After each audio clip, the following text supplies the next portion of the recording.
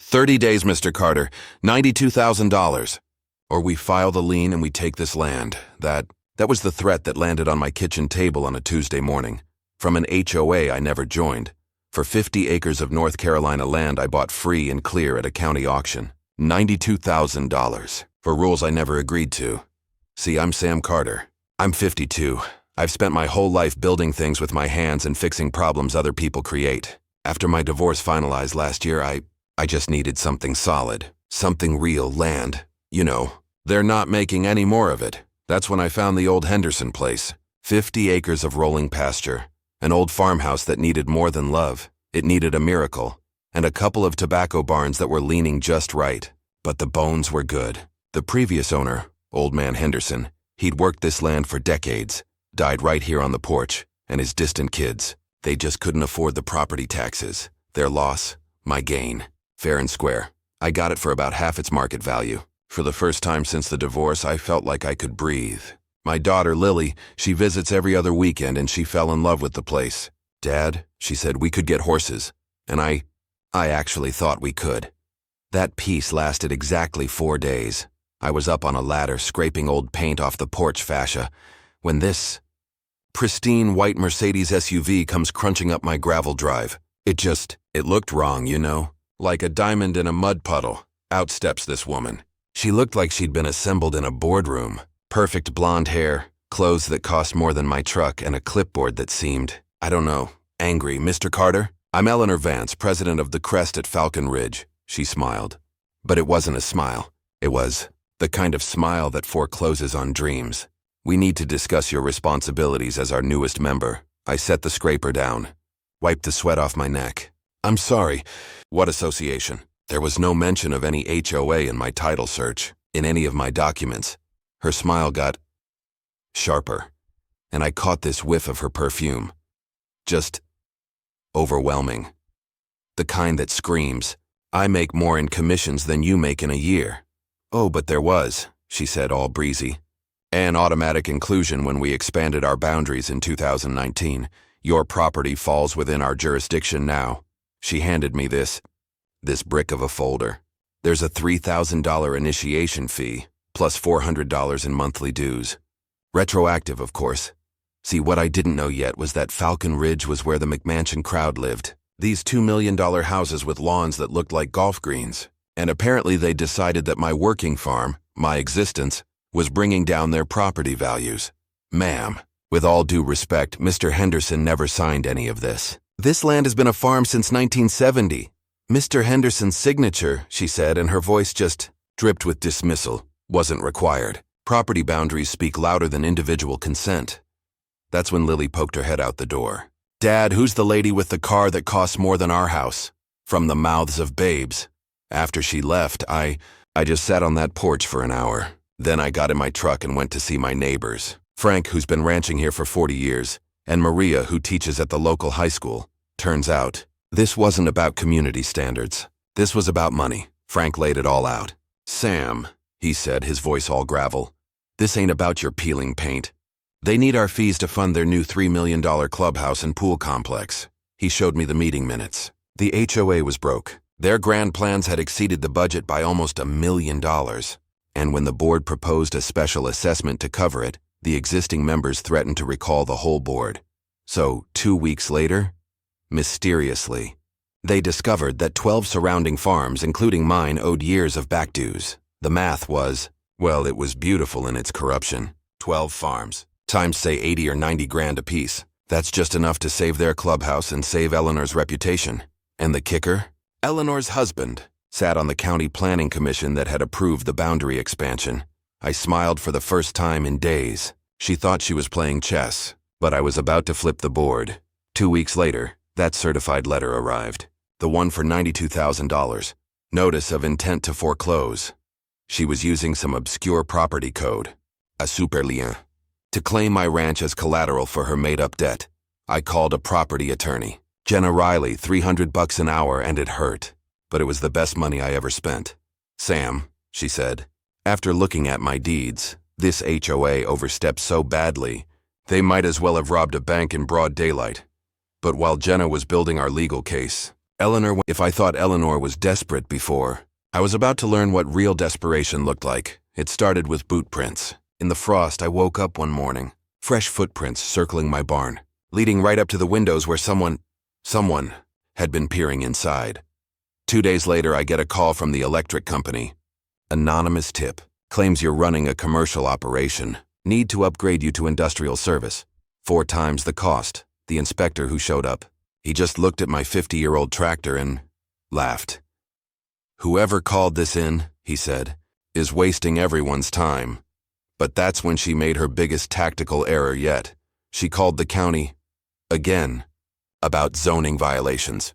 Unauthorized commercial activities. I was literally fixing my own fence. The inspector, he just sighed, handed me a clean bill of health. But as he was leaving, he says, just so you know, whoever filed this, they also reported that the Falcon Ridge Community Center is operating as an event venue without the proper permits. I'll be, checking that out next week. I tried not to smile. That's real interesting. Hope you find everything in order. Her own precious clubhouse, illegal. But my real breakthrough, the one, came from a place I'd already looked. The courthouse. Buried in a misfiled folder, a document from 1978. It was the original restrictive covenant between the developer and the existing ranch owners, and right there, in black and white, existing agricultural properties maintain perpetual exemption from homeowners association governance. I read that sentence maybe 10 times. The musty smell of that old paper, suddenly, it smelled sweet, like victory. This wasn't just about adverse possession anymore. This was ironclad. My property, Frank's property, Maria's, we were legally bulletproof. And here's where it got really good. As a licensed real estate agent, which Eleanor was, she was legally required to know about existing covenants, filing a fraudulent lien against property she knew was exempt. Jenna, my lawyer, she just smiled. Sam, this isn't just misconduct. This is potentially criminal. I had her dead to rights.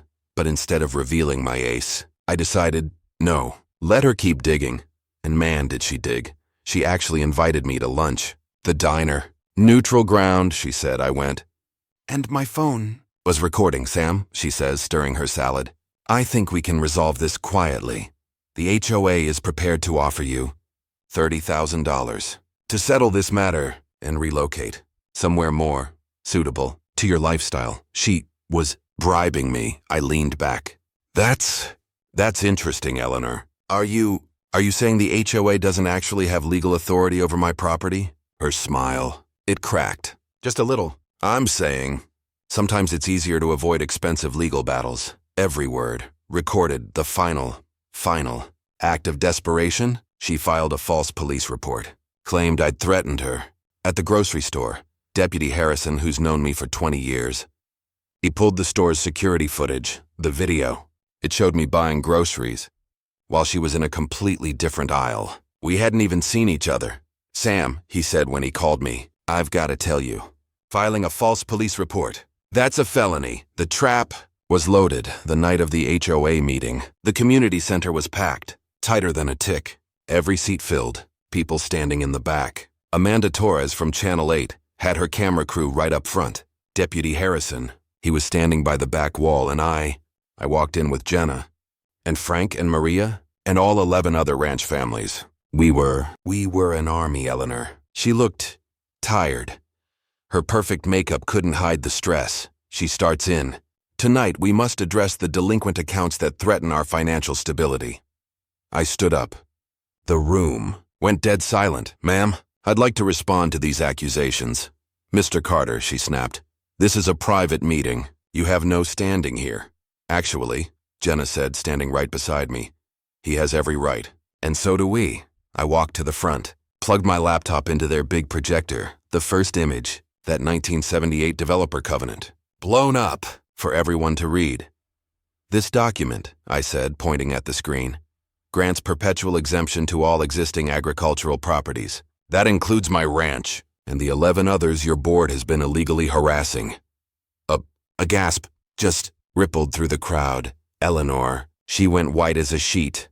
This covenant, I kept going, was signed before any of you moved here, and as a licensed real estate agent, Mrs. Vance was legally required to know about it. Click. Next slide. The financial breakdown. The $40,000 to her company. The $30,000 to her brother-in-law. The $15,000 to the fake consulting firm. She hasn't just been stealing from us, I said, turning to the homeowners.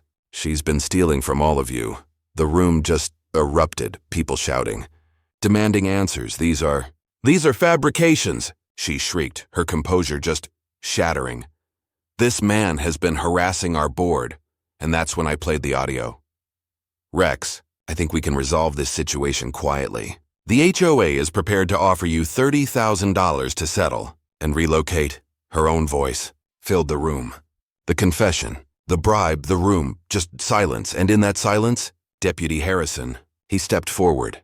Ladies and gentlemen, I'm here to inform you that Mrs. Vance is under active criminal investigation for filing false police reports and multiple counts of trespassing. Jenna stepped up.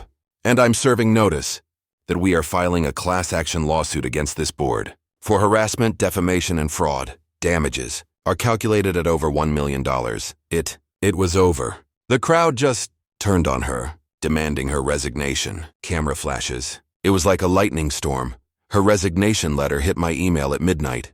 Within 48 hours, the settlement was finalized. $180,000, split between me and the other families. Full restitution. Eleanor's real estate license was suspended. The DA filed felony charges. The HOA got a complete makeover. Maria, she's the new president. My contracting business, it exploded. Turns out, the guy who took down the corrupt HOA is pretty good marketing, but here's the part. Here's the part that sticks with me. We won. We won big, but just last week, I got a letter from the new HOA board, a friendly reminder that my fence is apparently 6 inches too close to the access road. A different president, a different rule, but the same letterhead, and I looked at it, and I thought, you don't ever really beat these people, do you? You win the battle, but the war, it just never ends. So, here's my question to you. What would you do? Is justice just about winning the lawsuit, or is it something else? And how do you fight a system that,